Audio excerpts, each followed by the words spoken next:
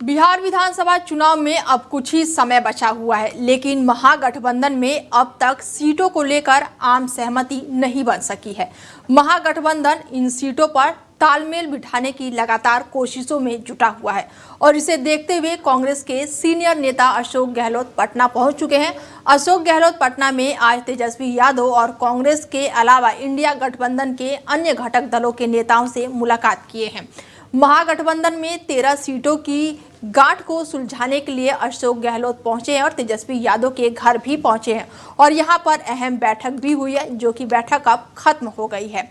RJD के साथ विवाद खत्म करने पर अशोक गहलोत ने कहा है कि 5 से 10 सीटों पर विवाद कोई बड़ी बात नहीं है। सीटों बंटवारों पर बने गतिरोध का लेकर गहलोत ने कहा है कि तमाम काम बहुत अच्छे से चल रहे हैं। 1-2 दिनों में जो भी है वो भ्रम भी खत्म हो जाएगा और पूरी तरह से ये स्पष्ट हो जाएगा।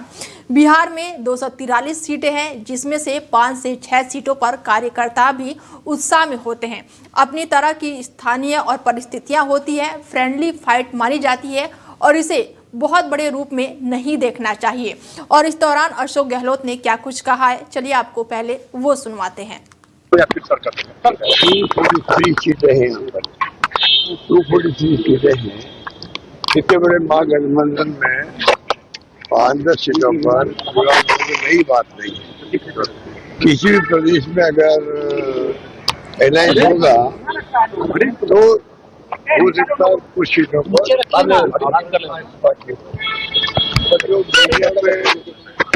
बहुत ज्यादा ही आ गया।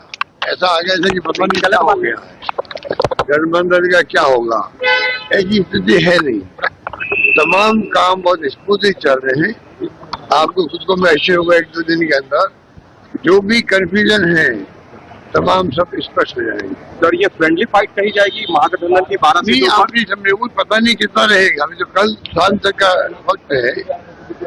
मेरे ख्याल 243 सीटें हैं, उसमें 5-10 सीटों पर कार्यकर्ता भी उत्साह में होते हैं, लोकल परिस्थिति होती है और फ्रेंडली फाइट अगर माना जाता है तो कई राज्यों में जहाँ अलायंस हुए हैं वहाँ ये संभावना होती है।